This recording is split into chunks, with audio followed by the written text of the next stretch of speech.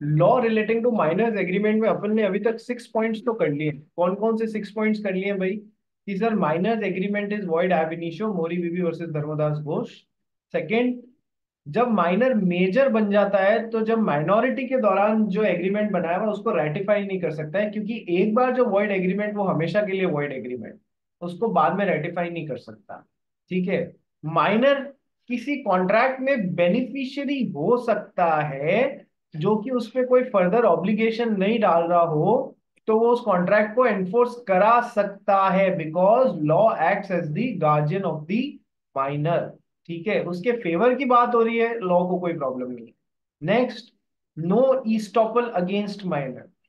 Sir minor ने अपने आप को मेजर रिप्रेजेंट करके यदि किसी के साथ में एग्रीमेंट बना लिया है, तो वो आदमी माइनर पे ईस्टॉपल वाला रूल अप्लाई नहीं कर सकता कि अब उसे वैसे ही एक्ट करना पड़ेगा जैसा इसने रिप्रेजेंट किया है, जैसे ये मेजर हो वैसे ही एक्ट करना पड़ेगा। No, no estoppel against minor. कल हमने ये पॉइंट बहुत डिटेल में देखा था, contract for supply of necessaries. Necessaries और लग्जरीज में डिफरेंस करना, नंबर वन। नंबर टू, कि सर नेसेसरीज जो होती हैं वो नेसेसरीज एज टू लाइफ होनी चाहिए, suitable to conditions of life of minor होनी चाहिए, एंड माइनर उन चीजों की जरूरतमंद आदमी होना चाहिए, जरूरतमंद होना चाहिए, उसके पास पहले से है या उसको जरूरत नहीं है तो वो उसके लिए नेसेसरीज नहीं है।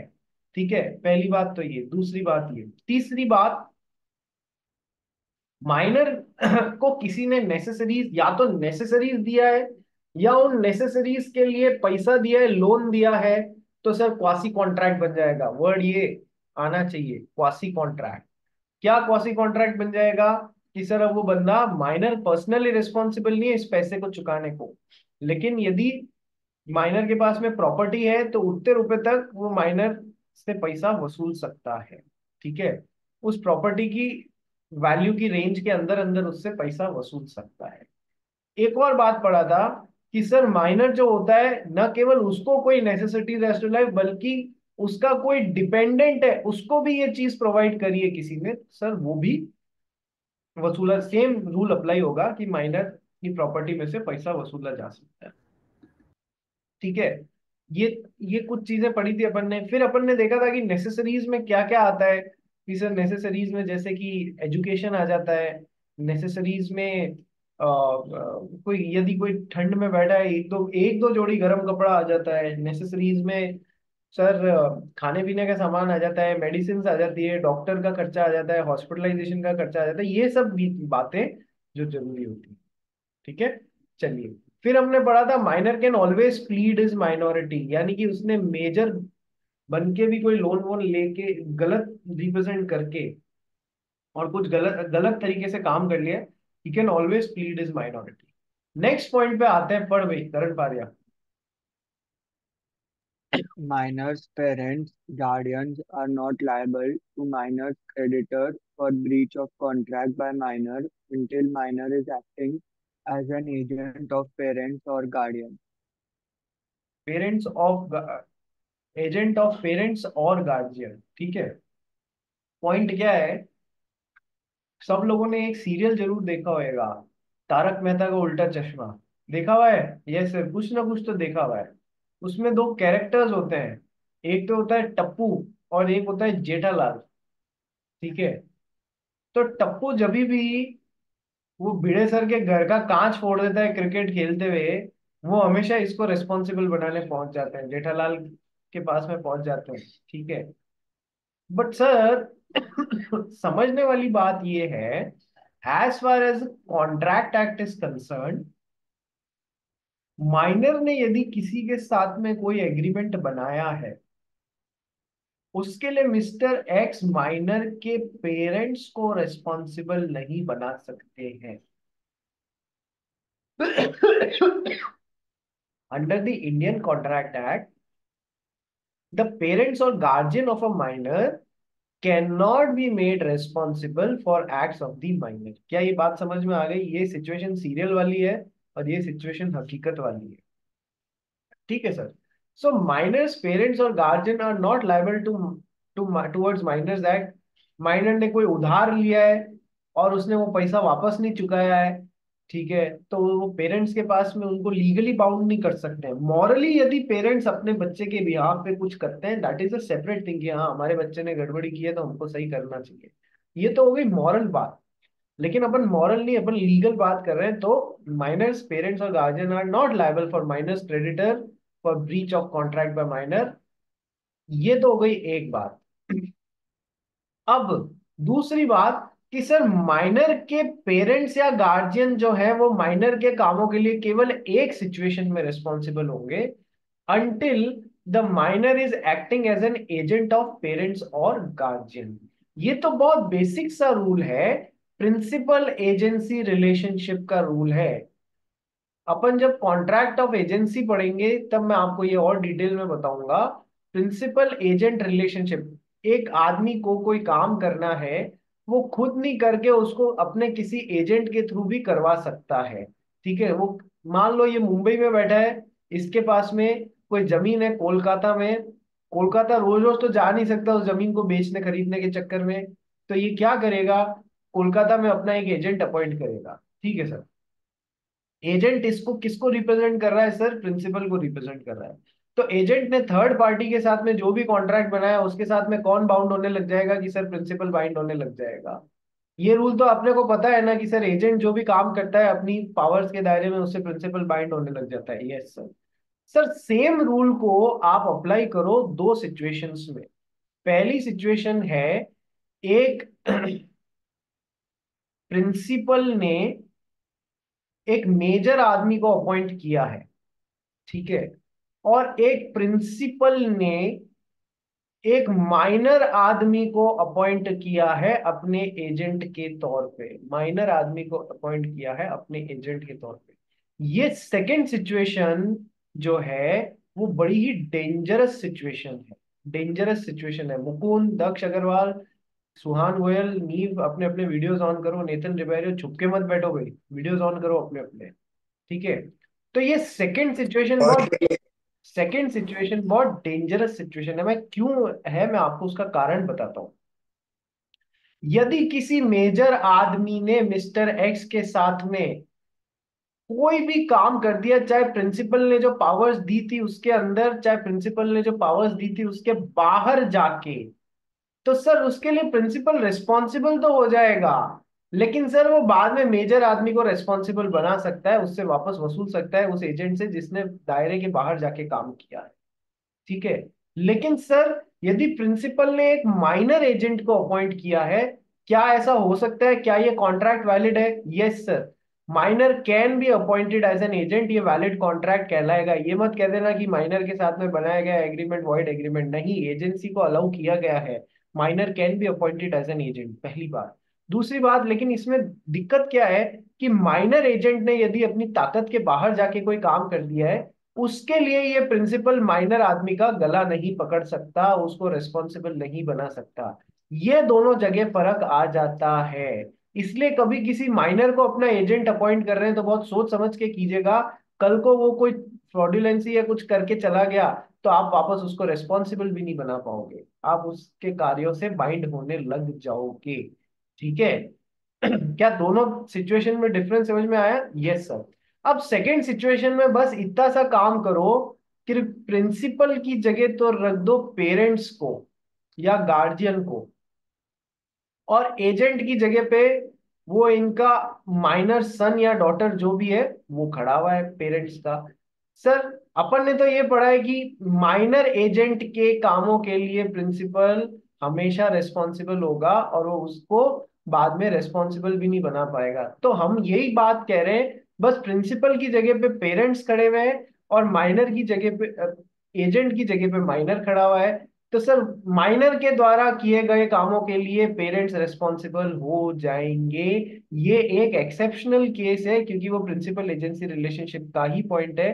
तो वैसे तो माइनर के कामों के लिए पेरेंट्स कभी भी रेस्पॉन्सिबल नहीं होते हैं, लेकिन एक एक्सेप्शनल केस है जहां पेरेंट्स हो गए प्रिंसिपल और माइनर हो गया एजेंट। इन्होंने माइनर बच्चे को अपना एजेंट बनाया है, वो कुछ काम करके आ गया तो उसके हर काम के लिए प्रिंसिपल रेस्पॉन्सिबल होगा। क्या इतनी सी बात समझ में आ गई? बहुत बेसिक सी बात है, बस रोल चेंज कर दिए अपन ने, नाम चेंज कर दिए। सो Minors parents or guardians are not liable to minors creditor for breach of contract by minor until minor is acting as an agent of parents or guardian. यहाँ पर पेरेंट्स जरूर minor के काम के लिए रिस्पॉन्सिबल होंगे, वो बच्चा के कारण नहीं, प्रिंसिपल एजेंसी रिलेशनशिप के कारण। नेक्स्ट, क्या माइनर आदमी पार्टनर बन सकता है? ये तो अपन ने पहले भी पढ़ा हुआ है ना, पार्टनरशिप में नहीं बन सकता है, बस उसको एडमिट किया जा सकता है। Can a minor be admitted as a partner in a partnership firm? The answer is that since minor is incompetent to contract, और ये पार्टनरशिप क्या है, दो या दो से अधिक लोगों के बीच में एक कॉन्ट्रैक्ट ही तो है, पार्टनरशिप एग्रीमेंट ही तो है, तो माइनर तो इनकम्पिटेंट है, तो कॉन्ट्रैक्ट बना नहीं सकता, तो ये माइनर जो है वो माइनर जो है वो पार्टनर नहीं बन सकता।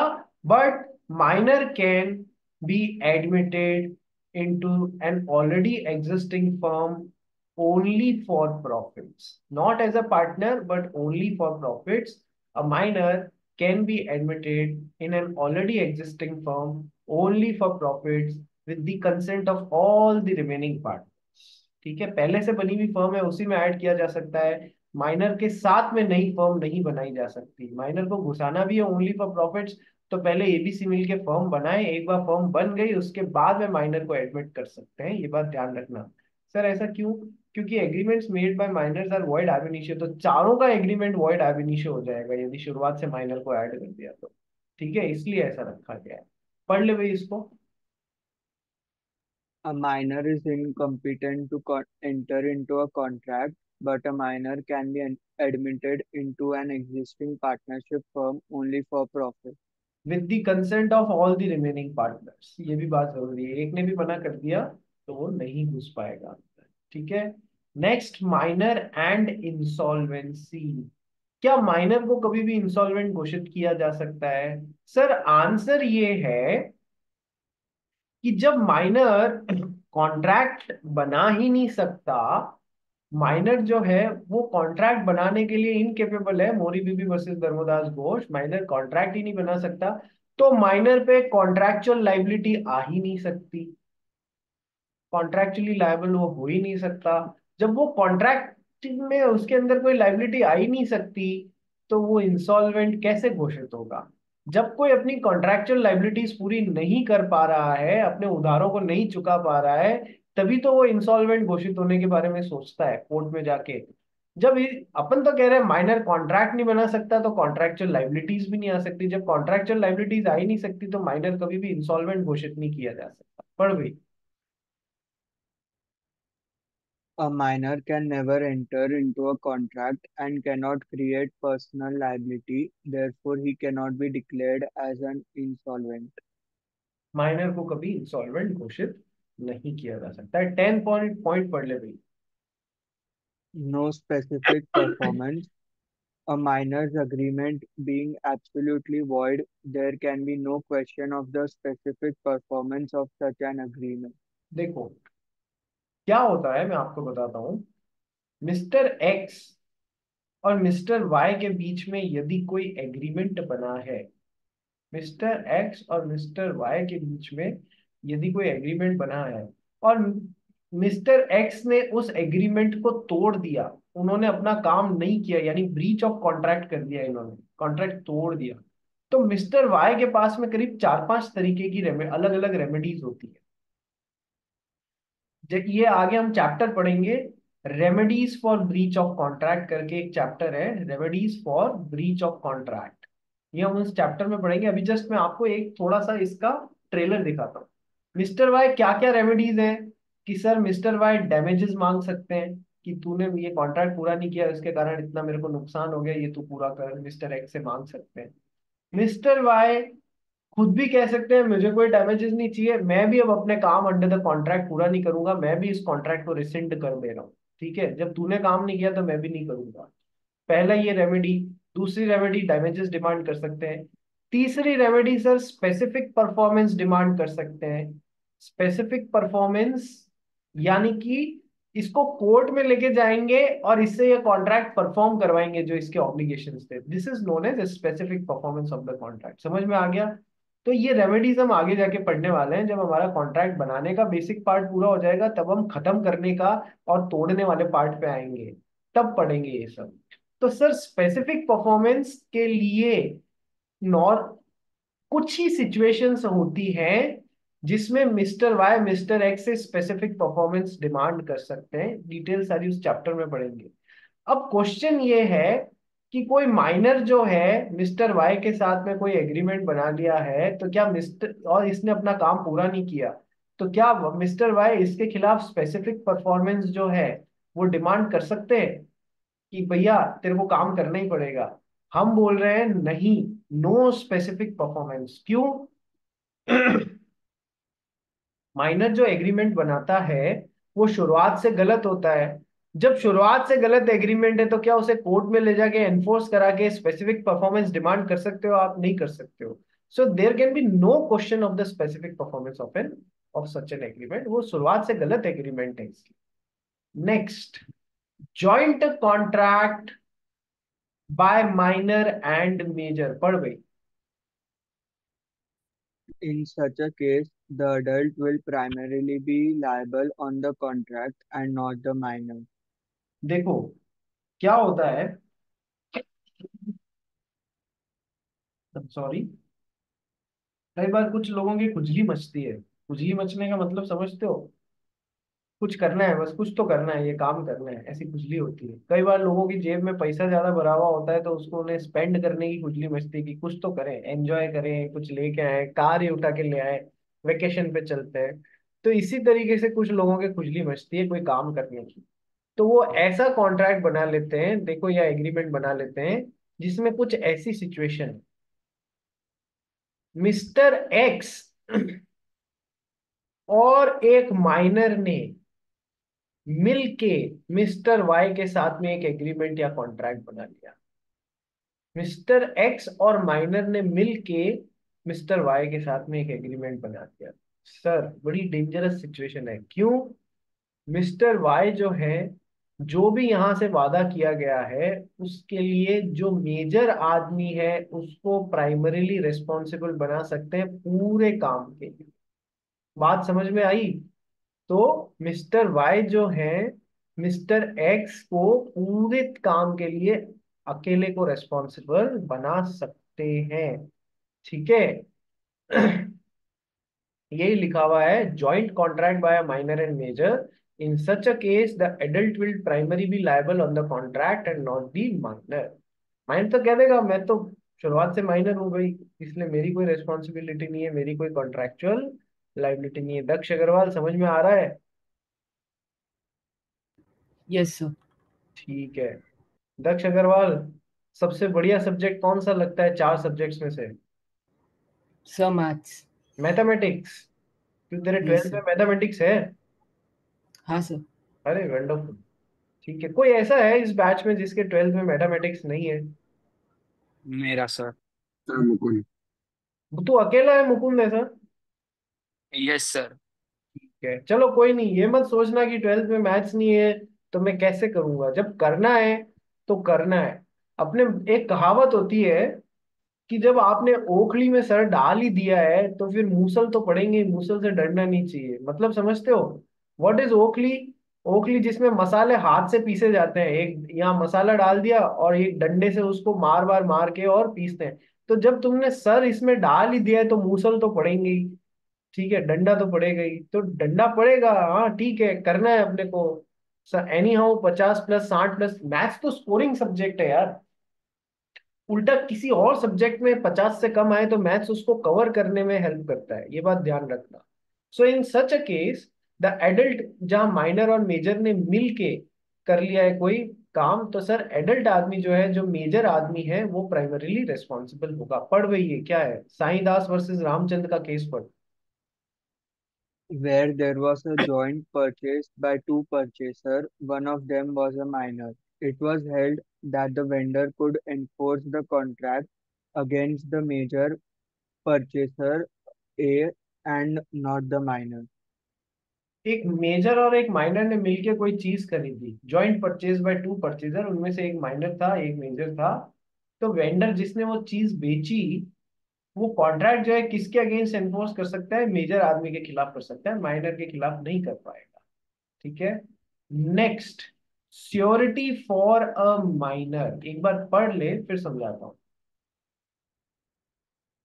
In a contract of guarantee, when an adult stands surety guarantor for a minor, then he adult is liable to third party as there is direct contract between the surety and the third party.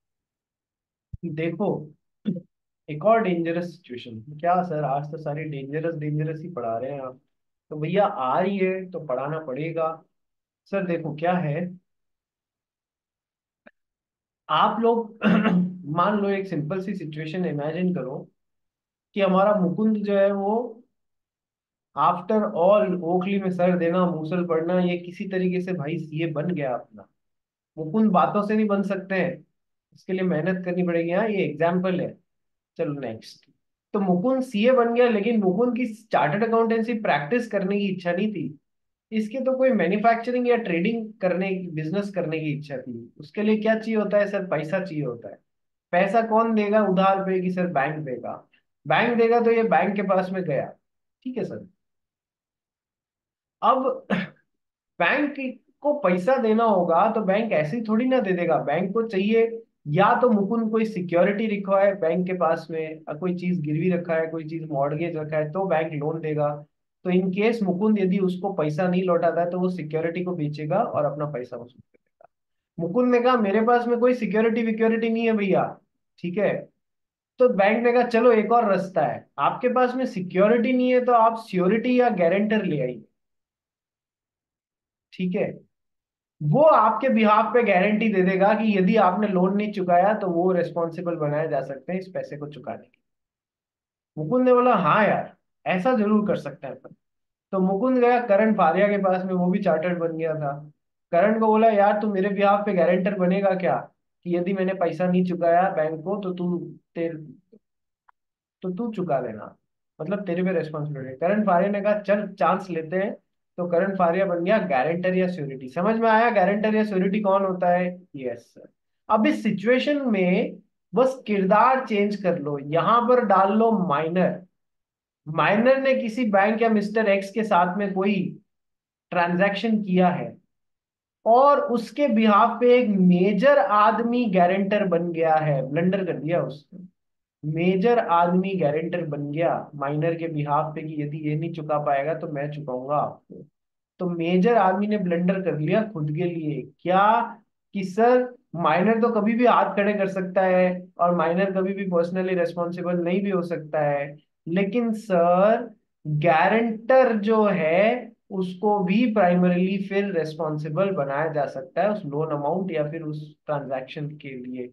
तो एक minor के लिए यदि आप कोई guarantor बन रहे हैं या श्योरिटी बन रहे हैं तो बहुत सोच समझ के बनिएगा। ठीक है। चलिए नेक्स्ट पढ़ते हैं।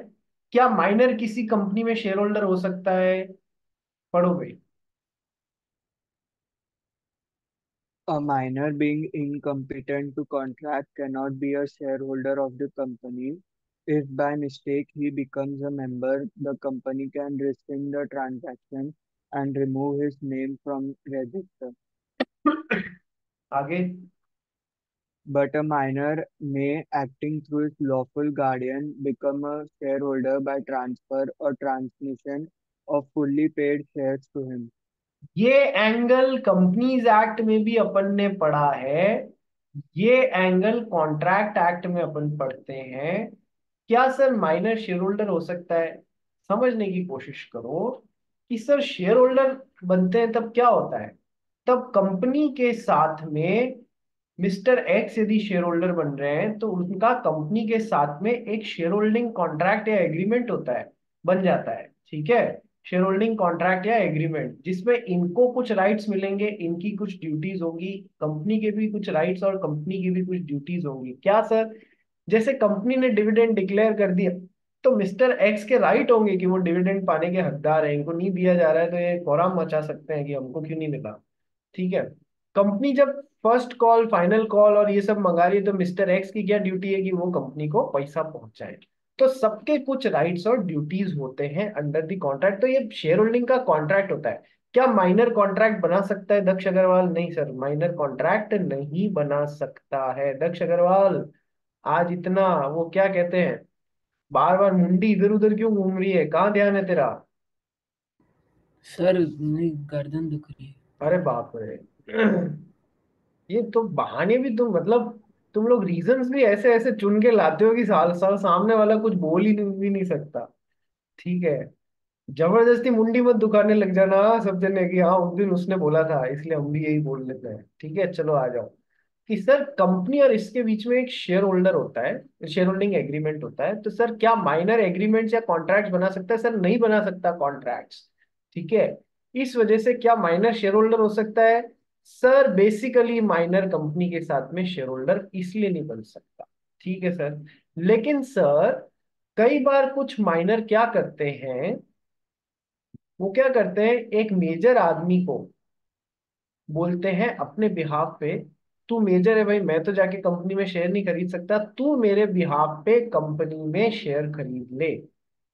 ठीक है, तो कंपनी को क्या दिखता है सामने कि सर मेजर आदमी है तो वो शेयर अलॉट कर देती है। ठीक है, तो सर कंपनीज के पर्पसेस के लिए, चाहे इन लोगों की आपस में कुछ भी गणित चल रही हो इन दोनों की, company for every purpose, company के लिए तो वो मेजर आदमी ही शेयर होल्डर माना जाएगा।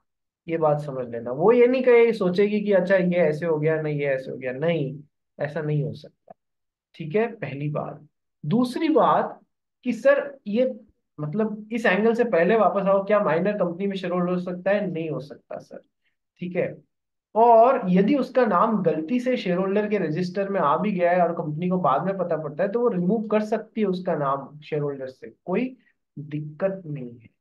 ठीक है, but a minor may acting through his lawful guardian become a shareholder by transfer or transmission of fully paid shares to him. But छुपी हुई बात क्या है, कंपनीज एक्ट में पढ़ा था कि सर कंपनी के पर्पसेस के लिए तो वो मेजर आदमी ही जो माइनर के बिहाफ पे कर रहा है वो ही शेयर होल्डर कहलाएगा।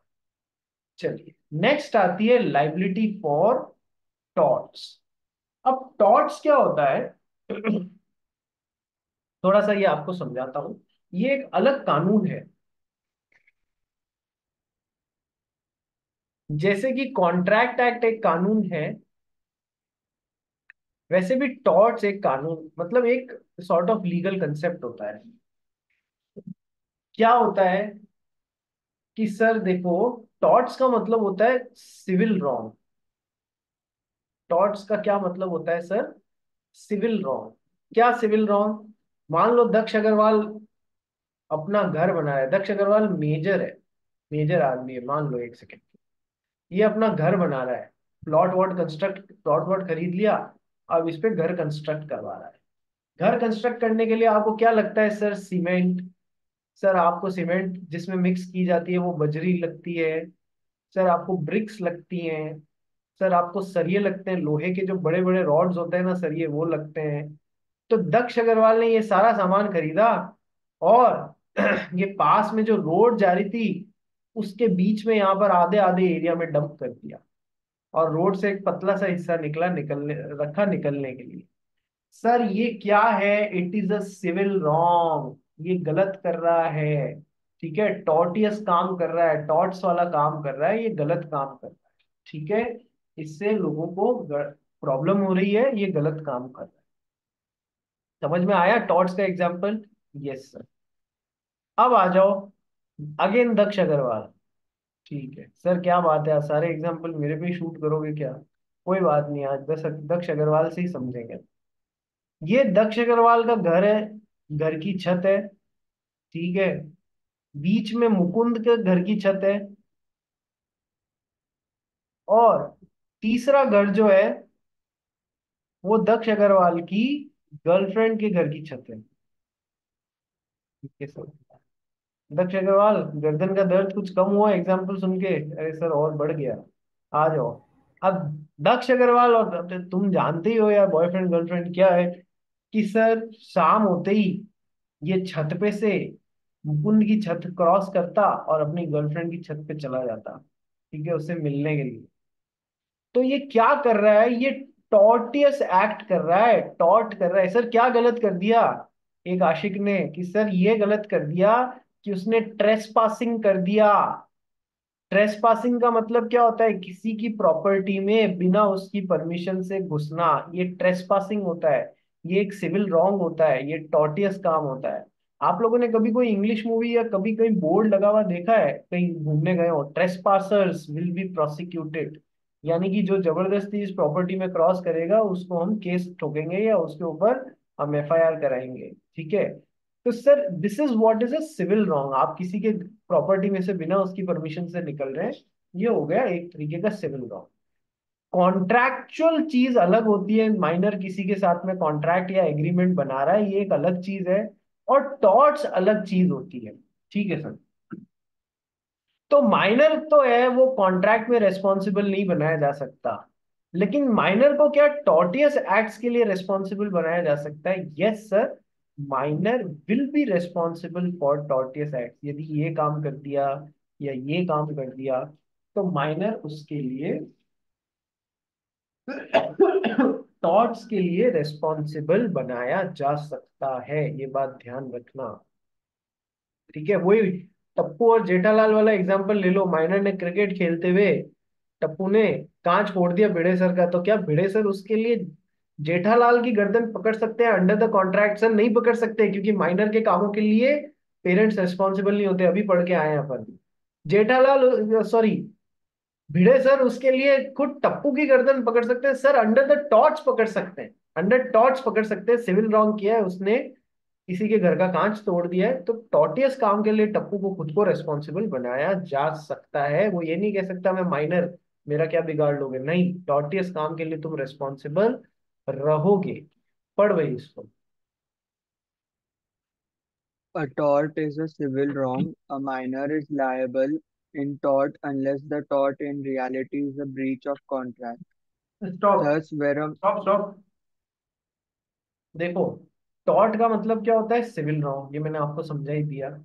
क्या माइनर को टॉर्ट में रेस्पॉन्सिबल किया जा सकता है? Yes sir, minor is liable in torts unless, जब तक कि माइनर तब रेस्पॉन्सिबल नहीं होगा जिस चीज को हम टॉर्ट समझ रहे हैं वो एक्चुअल में कोई तरीके के कॉन्ट्रैक्ट को उसने तोड़ दिया है। कॉन्ट्रैक्ट के लिए तो माइनर को अपन रेस्पॉन्सिबल नहीं बना सकते हैं ना, नहीं बना सकते। तो सर जो चीज हमें टॉर्ट लग रही है लेकिन एक्चुअल में वो कॉन्ट्रैक्ट था और उसको माइनर ने ब्रीच कर दिया, तो फिर हम रेस्पॉन्सिबल नहीं बना सकते। अदरवाइज टॉर्टियस काम के लिए माइनर हमेशा रेस्पॉन्सिबल बनाया जा सकता है। पढ़ भाई आगे।